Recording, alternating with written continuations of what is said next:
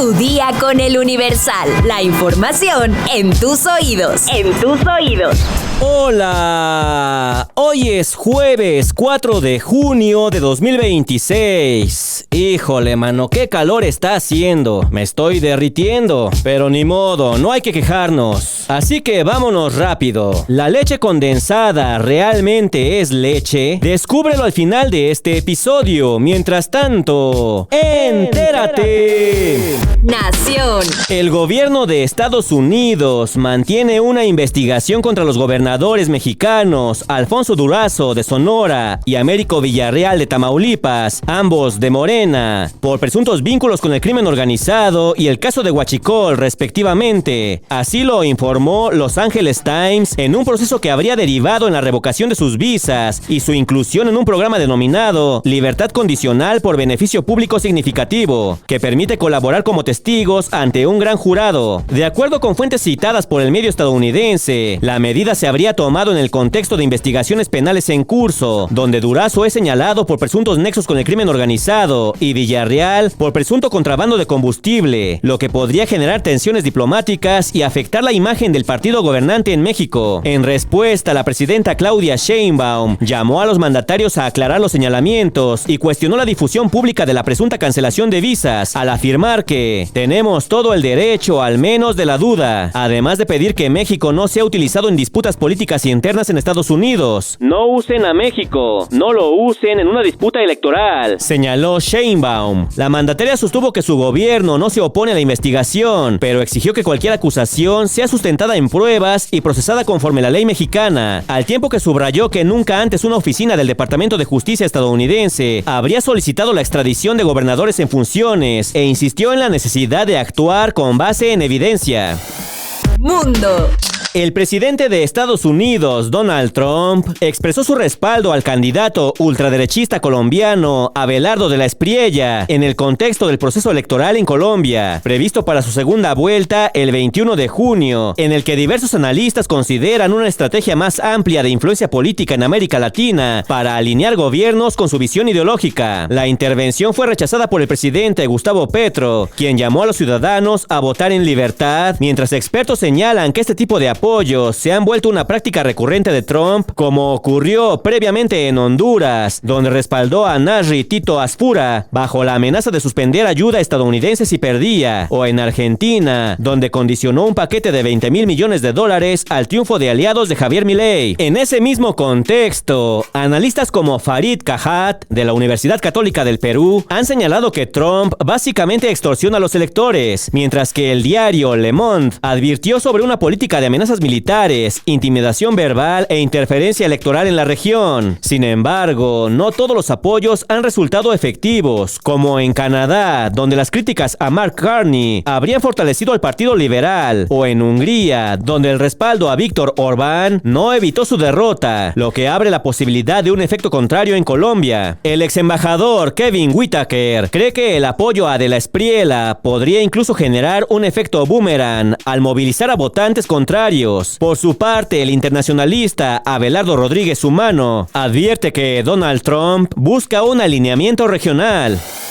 Estados. En medio de temperaturas que alcanzan los 40 grados en Torreón, Coahuila, habitantes de colonias del poniente como Mijares enfrentan una crisis recurrente de abastecimiento de agua potable que se agudiza con el calor extremo, obligando a familias como la de Berenice Alba Carrillo a almacenar el líquido en tinacos, tambos y tinas, debido a que el servicio únicamente se restablece por periodos de 1 a 1 hora y media al día. La afectada relató que tras casi un mes sin suministro continuo, ahora deben racionar cada gota para actividades básicas como bañarse, lavar o usar el baño, mientras que el agua para consumo se adquiere en garrafón. Una dinámica que, según vecinos, se ha normalizado en sectores como Fidel Velázquez, Zaragoza Sur y Luis Donaldo Colosio, donde el tandeo es la única forma de acceso al recurso. De acuerdo con la Encuesta Nacional de Ingresos y Gastos de los Hogares 2024, más de 202,000 viviendas en Coahuila reciben agua cada tercer día, mientras que el Sistema Municipal de Aguas y Saneamiento de Torreón reportó 2.932 fallas en el primer trimestre del año, un promedio de 32.5 diarios, cifra superior a años anteriores. Ante esto, especialistas como Miguel Ángel Hernández, del Centro de Investigación de Agua y Derechos Humanos, advierten que la estrategia de perforar más pozos no resuelve el problema de fondo, sino que agrava la sobreexplotación y la contaminación del acuífero, ya que actualmente 39 pozos rebasan los límites de arsénico permitidos a nivel nacional y hasta 74 incumplirían estándares internacionales. Mientras el alcalde, Román Alberto Cepeda, asegura la perforación de nuevos pozos como solución, el experto sostiene que nomás le meten más popotes al acuífero.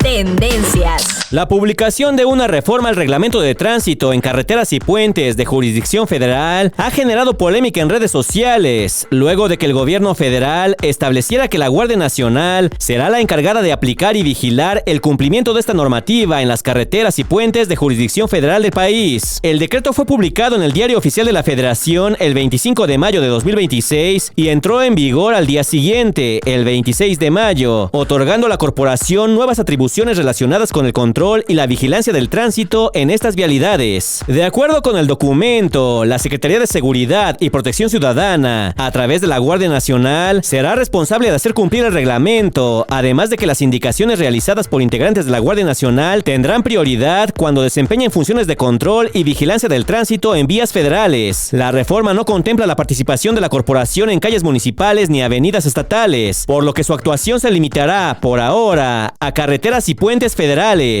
Así que ya lo sabes, si vas en carretera y te para la Guardia Nacional, no te pongas impertinente.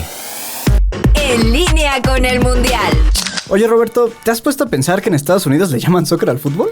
Sí, Javier, pero ¿eso qué tiene que ver o qué? Pues que realmente no le saben al fútbol. Es más, a las personas de allá ni les interesa. Prefieren el básquet o el tocho. Y yo creo que hasta prefieren el hockey. El tío Sam podrá no saber de fútbol, pero si en algo es implacable es En intervenir países. No, Javier, Estados Unidos es experto en hacer negocios. Pero ¿eso qué tiene que ver con el fútbol? Lo que quiero decir, y tú lo sabes bien, es que el deporte y el entretenimiento siempre van de la mano. Eso es cierto. Lo que me parece interesante es que los gringos, a diferencia de otros países, son nuevos en este mundo. Por ejemplo, la MLS se creó en 1993 y en México el fútbol se profesionalizó en 1943. O sea, son 50 años de diferencia. ¿Y sabes qué pasó después? Se jugó el Mundial de Estados Unidos en el 94 y ahí sí, a la gente no le interesaba tanto el soccer, pero siempre vieron una oportunidad de negocio ahí. Aprende algo, dinero. Y después no pasó nada, hasta que empezaron a sacar sus torneos como la Leagues Cup en 2019 y después organizaron el primer Mundial de Clubes con la aprobación de la FIFA en 2025. Y no olvides que la selección femenil de las Barras y las Estrellas es la máxima campeona del Mundial con 4 trofeos, una potencia. Y no olvidar que cuentan con leyendas como Alex Morgan, Hope Solo y Abby Wambach. También en el varonil tienen a Landon Donovan, que tanta tirria nos produce acá en México. Y sí, Javier, pues ahí lo tienes. Estados Unidos ha hecho su propia historia en el mundo del fútbol y también lo ha sabido explotar como fuente de negocios. Sin duda, Roberto, y tienes razón. Son más de 30 años de historia y muchas ganancias monetarias. Lo que sigo sin entender es por qué le siguen diciendo soccer, ya que le paren. En eso sí, de acuerdo. Recuerden escuchar el podcast de Deportes del Universal, Línea de Fondo, todos los jueves a través de TikTok Live. Y puedes repetir los episodios en plataformas como Spotify, Amazon Music, Apple Podcasts y YouTube. No te lo pierdas. Espectáculos. La trayectoria de Clint Eastwood, una de las figuras más influyentes de Hollywood, ha llegado a su fin tras confirmarse su retiro definitivo de la industria cinematográfica. El anuncio fue hecho por su hijo, Kyle Eastwood, quien en declaraciones a medios franceses señaló que el actor y director de 96 años considera que ya cayó el telón tanto en su faceta como intérprete como detrás de cámaras. La información se conoció después de su cumpleaños número 96, celebrado el 31 de mayo.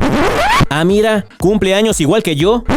Y tras el cierre de su último proyecto como director, el thriller judicial Jurado número 2 de 2024, lo que marca el final de una carrera de más de 7 décadas en el cine estadounidense. El retiro de Clint Eastwood se da tras su última aparición en pantalla grande con Cry Macho en 2021 y luego de su progresivo alejamiento de la vida pública, con su última presencia en un evento en marzo de 2024 en Carmel by the Sea, California, durante la conferencia Reasons for Hope. Según Según su hijo, Kyle Eastwood, el actor ha optado por una vida más reservada tras la postproducción de su último filme y la muerte de su pareja, Cristina Sandera, en 2024. Con una filmografía que incluye títulos como Harry el Sucio, Los Imperdonables y Gran Torino, Clint Eastwood deja un legado de múltiples premios Oscar, Globos de Oro y reconocimientos internacionales. No, bueno, fíjense nada más. Se retira a los 96 años. Y tú tan joven, ya no puedes con tu vida. Hay ingredientes que viven entre la nostalgia y la controversia, y por supuesto, uno de ellos es la leche condensada. Se trata de un ingrediente recurrente en recetas de la infancia como el pay de limón, fresas con crema, hot cakes y hasta en algunos cócteles de frutas. Su sabor es inconfundible, dulce, espeso, cremoso y casi adictivo. Pero detrás de esa textura sedosa, aparece una pregunta que se ha vuelto cada vez más común entre quienes buscan cuidar lo que comen. ¿Realmente es leche? La respuesta corta es sí, pero no exactamente como la imaginamos cuando pensamos en un vaso de leche fresca. La leche condensada se define como aquella a la que se le ha extraído parcialmente el agua con el fin de crear un producto mucho más concentrado, de larga duración y fácil almacenamiento. En otras palabras, sí proviene de la leche de vaca, pero pasa por un proceso industrial que transforma completamente su composición, sabor y valor nutricional. Por lo anterior, debes saber que aunque técnicamente sigue siendo un derivado lácteo, nutricionalmente está mucho más cerca de un postre líquido que de la leche tradicional, y es aquí donde se vuelve más interesante. La leche condensada se produce eliminando gran parte del agua presente en la leche de vaca. Después, se añade una gran cantidad de azúcar que funciona como conservador natural y le da su sabor característico. Este proceso deja como resultado una mezcla mucho más densa y energética que la leche normal. También cambia su textura, color y perfil nutricional. ¿Es mala para la salud? No necesariamente. El tema está en la frecuencia y la cantidad, ya que el problema aparece cuando se consume de forma cotidiana sin tener en cuenta lo concentrada que es. Su combinación de azúcar y grasa la convierte en un ingrediente altamente palatable, es decir, diseñado para generar mucho placer al comerlo, y por ese motivo es fácil excederse. Además, al ser tan espesa y dulce, pequeñas cantidades concentran muchas calorías en poco volumen. Para alguien que busca perder peso o controlar el consumo de azúcar, esto puede convertirse rápidamente en un exceso energético. En este sentido, Alicia Ortiz Pérez, médico familiar por la UNAM, recomienda evitar su consumo en pacientes diabéticos, con resistencia a la insulina, problemas de obesidad y niños, además de limitar su consumo en postres ocasionales en el resto de la población. Si quieres más información, consulta nuestra sección menú en eluniversal.com.mx.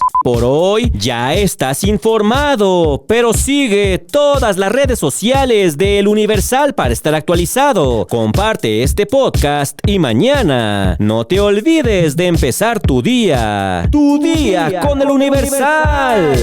Tu día con El Universal. La información en tus oídos. En tus oídos. Un rinconcito de conocimiento con el tío Tavo. ¿Sabías que los tiburones existían antes que los anillos de Saturno? Aunque los tiburones aparecieron hace unos 400 millones de años, los científicos estiman que los anillos de Saturno podrían haberse formado hace menos de 100 millones de años. Esto significa que cuando los anillos que hoy vemos alrededor de Saturno aún no existían, los tiburones ya llevaban cientos de millones de años evolucionando en los océanos de la Tierra. En perspectiva, los tiburones son tan antiguos que han visto aparecer y desaparecer continentes, sobrevivieron a la extinción de los dinosaurios y son más viejos que una de las estructuras más icónicas de nuestro sistema solar.